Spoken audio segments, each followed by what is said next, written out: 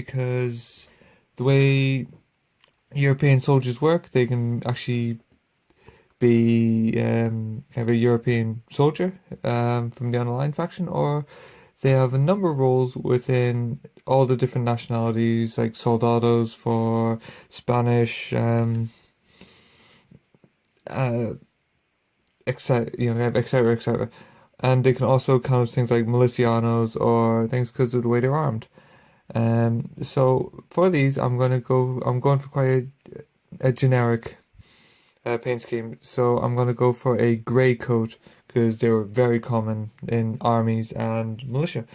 So the paint I'm going to be using for this is I'm going to start with a GW Mechanicus Standard Grey, one of the base paints. Yeah, really good one to go with. It's nice, medium gray. It takes ink well, so complements this model nicely. So there is nothing fancy with what I'm going to be doing. I'm literally just putting on a base coat, straight out the pot. I can hear you guys gasping in horror at the fact that I'm not thinning the paint, but it's a base coat, and you know what, Firelock stuff can take it. It's got a good level of detail, as long as you're not putting on with a trowel. You can kind of spread the paint nicely. Like you can see there, the buttonholes. You can still see them after the paint, so I'm not losing any detail here. And yeah, so just a case of. And the nice thing, again, I know I sound like a bit of a Firelock fanboy when it comes to models, but that's because, well, I'm not a fanboy, but I am a fan. I'm a huge fan of these miniatures. I painted a lot of models in my time, and some much better than others. And these are definitely on the higher end of things. Some of the models I painted, there's some of the favorite models I've ever painted. What they have is nice, crisp boundaries between things. You can see there. You can see where the trousers end and where the jacket begins. And the fact that it must be highlighted. These are single piece models. To get that level of detail of single piece models is astounding. When you think back to days of old, when forget these companies that they have a 128mm model can be made of 10 different pieces, which you can hear Vince swear at as he's trying to build a gun and showing separate feet, which he has done. We've threatened to make videos of him assembling things in the past, but there's no way we could have kept it family friendly. So we haven't done that yet. But these guys are single piece models, which means that, there's no assembly, and yet they've gotten detail which and edges which sometimes people don't get on multi-parts. So yeah, no, they're not the most detailed models you will ever come across. They're not as insane as some of like Forge World's top end stuff, but they're good. They're really good models. So I'm a fan. So I'm painting grey here. I'm painting a grey base coat, so I'm filling it with airtime, giving you something to whilst I paint. If I'm getting up on my soapbox, shall we say. But yeah, I mean, obviously with these guys, you can paint them whatever color you want. Neon pink if you want. It's not really a historical color, but they're your models. Paint them how you like. The grey I find works really well with the blue. Because I've gone for quite a bright blue. So we have the fairly neutral grey. I think works well with that. But I mean, one of the main reasons I've gone for grey is, as I said, I play both Dutch and Spanish, and these guys won't look out of place in either force. I hope. Uh, you know, until I've got them on the board with the rest of my army. That is in my hypothesis. I might come back to you guys and go, oh, I'm wrong, they look terrible, but yeah, I doubt it. I doubt it, but we should be okay here. I'm just rambling now, but hey ho. So basically, at this point, I'm giving it just a nice single coat, which which is a nice thing with these paints. They do, for the most part, it's one pass and you're done.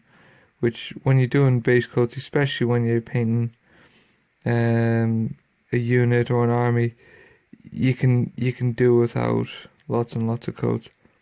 I mean, I know it contradicts what I was saying about flesh, but I do think flesh is the exception. I always would say multiple thin passes on flesh, mainly because as humans we're drawn towards faces. So even on models, you're looking at the face. So I would always recommend spend that little bit extra on the face, and you'll be forgiven. You'll be forgiven for other sins later. Now, as you've seen, I am starting to become a lot more careful with where I paint. I'm still overpainting those straps. That's because I haven't painted the straps yet.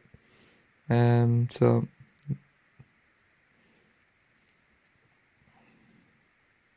we're almost done. We're almost done here.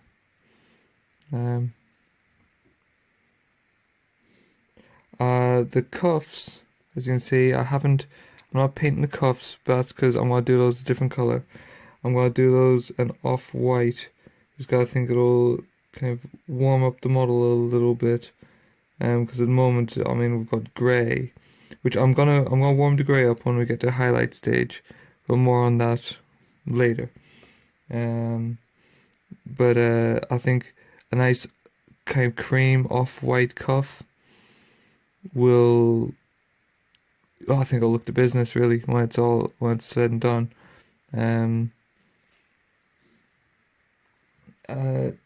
Little admission, I have used a very, very similar color scheme to this before on another set of models, which were kind of like a uniform color. It was an 18th century uniform rather than 17th, which these guys are, but it came out, it looked great. So I'm pretty confident that we'll get a good result again. So last bit is, if you look, you can just see the tails of his jacket between here, and if anyone was to forget that they to do this, I really doubt that anyone's ever going to notice that. But I personally will know it's there, so I'm just touching those up, just getting a little bit in there and there. Right, so there we go. There's the base coat done. I'm gonna knock camera off. I'll just double check, make sure I haven't missed any spots, and we'll be back shortly with okay, our base coat's dry now, as you see. So you can start to see now how the color scheme's coming together. So next up is the wash phase. Now there's gonna be no surprises here. I'm gonna wash it with known oil, which is probably the most sensible color to do for grey. I could have used like Agrax Earthshade if I wanted to go for to warm it up a bit. I'm actually going to do that in the highlight stage, because I find it's going to be better for a wool. But that's to come there. So same old here. Just applying the wash. I find it's handy. See me kind of going, well, as you could say, against the grain with creases, just because that's is a great way to get the ink to sit in the crease, to bring that detail out. And just pop those bubbles.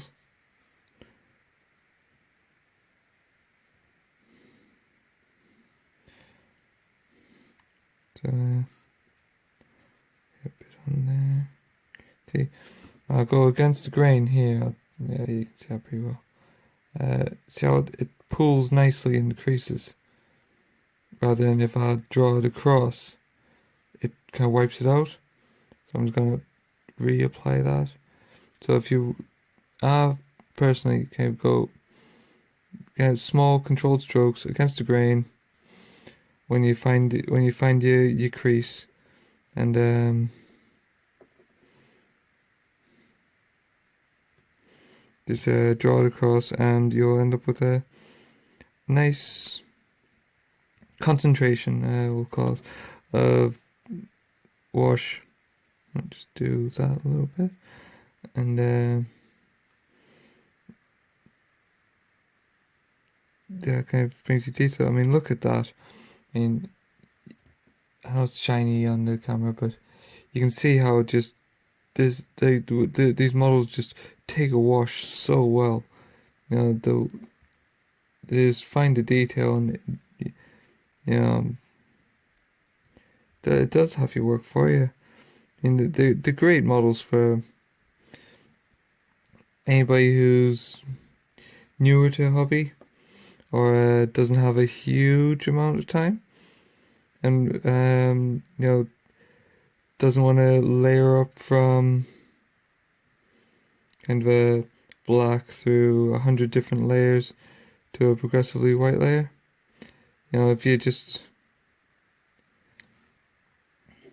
you want, you know, the classic base wash highlight, you know, you'll not do much better than Firelux stuff, but at the same time, they've got enough detail, they've got enough that if you do want to go that extra step, you know, you can. I'll have to convince Kev at some point, show off things like my Piet Hein model, which, you know, I've got freehand on the shoulders and whatnot, because the artwork that they based the model on has kind of a freehand design on his shoulders. You know, so, but anywho, that's another video. That's another conversation with Kev. So here we go. There he is. There is a wash done. I know it's a bit shiny at the moment because it's setting in, but you can see there all that detail's is brought out nicely. And I'll show you when it's dry, and we'll get on to highlighting. Okay. See you. Okay. Now time for our last step on our jackets, which is the highlighting step. So what we're gonna do is we're gonna bring the grey back up first, and then we're gonna add a little bit of warmth to it, just to make it look a bit more of a wool blend. So we're gonna go back to our base coat, which was a Mechanicus Standard Grey. Then I'm going to add some uniform grey to that, about 50-50. This is the equivalent of the old GW Codex Grey. If you use that, it's almost identical paint. And as always, because we're highlighting, gonna put a little bit thinner in there. You need that bit of thinner with greys and blacks, particularly your darker colors, because they can be quite unforgiving with highlights. So by just thinning them down that little bit makes your life so much easier. Now, just to save a bit of time on the video, I have pre-mixed this. I remembered to put the thing medium in this time, which is why that's coming out lovely and smooth. So what I'm doing is, like the trousers, I'm letting the model tell me where the highlights are needed. So these, raised areas, I'm defining this pocket here. And what this does is it just it stops them being a bit dark, because after that black wash, it does come out a little bit on the dark side. So I just want to bring some of the detail back into this.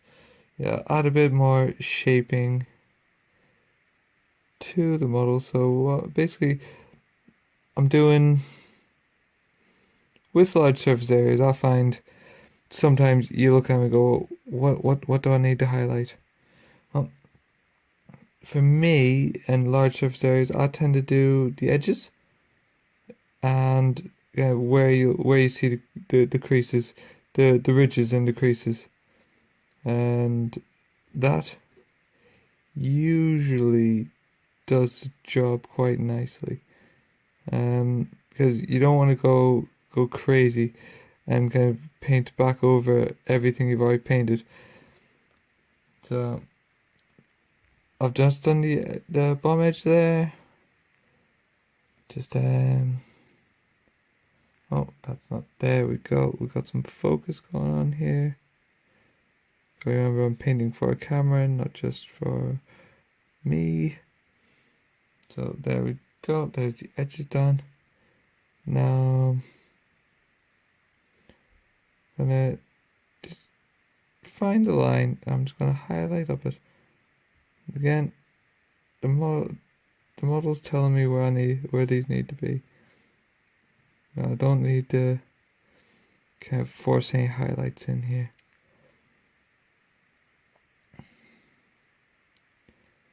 So just a thin one there. Right. So that looks a bit stark at the moment, but don't worry, it'll get better. I'll just thin that a little bit more actually, and go back over that. There's a trick for you guys. If you sometimes, rather than having to go back and cross blend, what you can do is thin your paint a little bit more. If you kind of go over the area again and just overlap it a bit, what you'll end up doing is, because you're brushing on a thinner coat, it gives you a bit of a blend. So my not cheats whilst painting, but a trick of the trade. Right. So just a few more here. Let that sleeve there. Well, the undersleeve, I should say.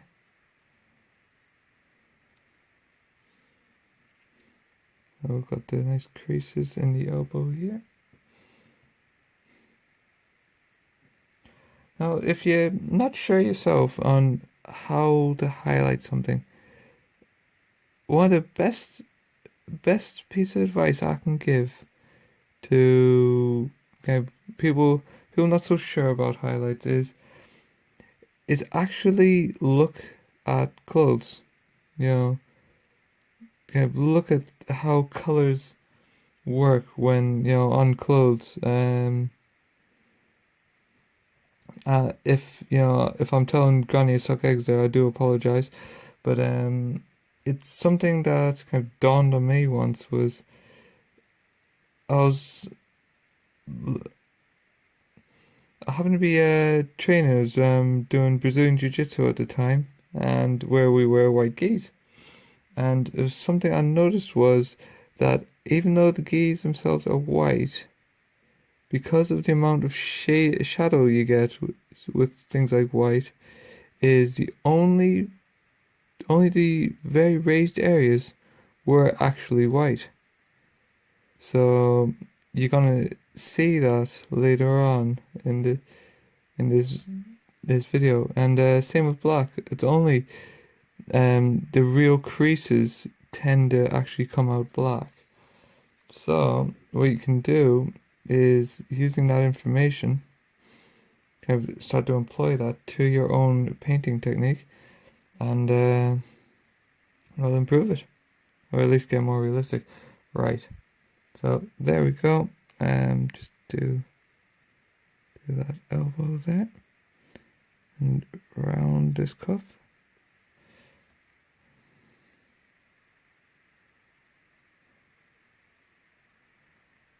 Right, and then there's just got this shoulder too. I'm just where the seam on the shoulder is. I'll give him a bit more crisp definition. Right, cool. So there's our first coat done. It still looks a little bit flat, but it's because we've only done one coat at the moment, and because it's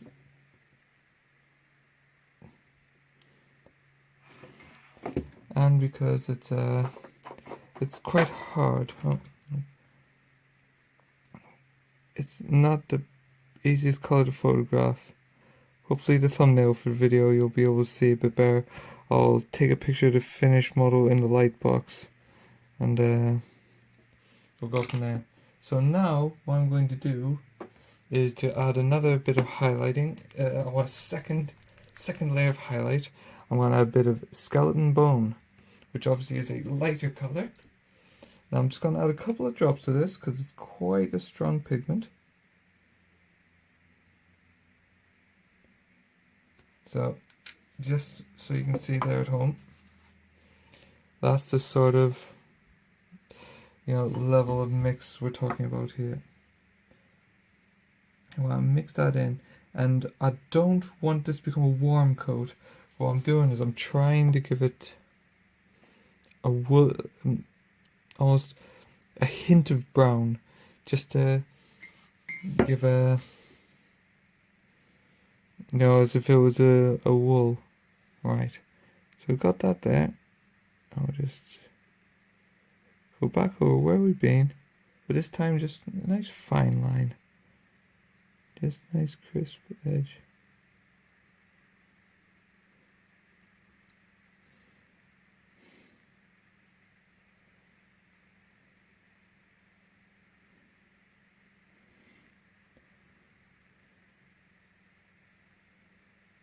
What that does is it just makes the material used a bit more natural, a bit less kind of like he's wearing a slab of rock carved into an overcoat. I just want to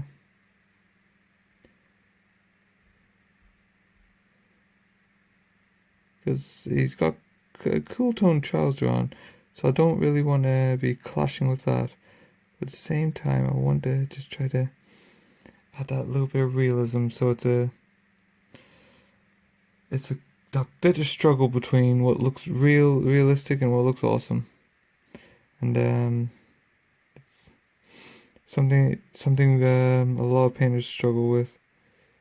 Kind of the not struggles in unable to do it, but kind of, do I go too realistic, or do I go more, bit more on the cinematic or the awesome side of things? And I know I've got that problem. I've over the years swung away from that. I used to paint more of a hyper realistic way as far as coloring went, not kind of detail level. And what it produced were very realistic coloring models, which were extremely dull.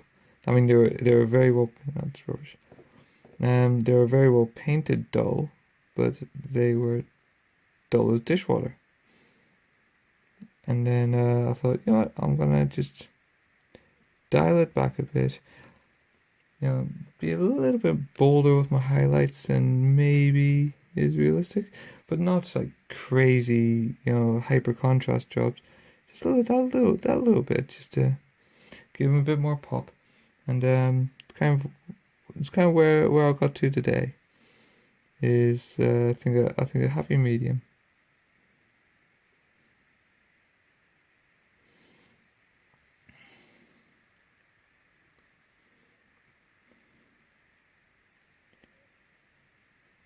So here is that. As you can see, I'm just picking out. I'm not going over everywhere again. I'm just picking out to try and give it a bit of a three-dimensional feel, because these are natural creases in his clothes as he's wearing them. They're not ironed in pleats, which you would, if ever you do something like that, what I recommend is one stark highlight, and do it with a very fine brush. Right. So, I believe that's him. So let's get some more light on here. Yeah, he's starting to look more like a soldier.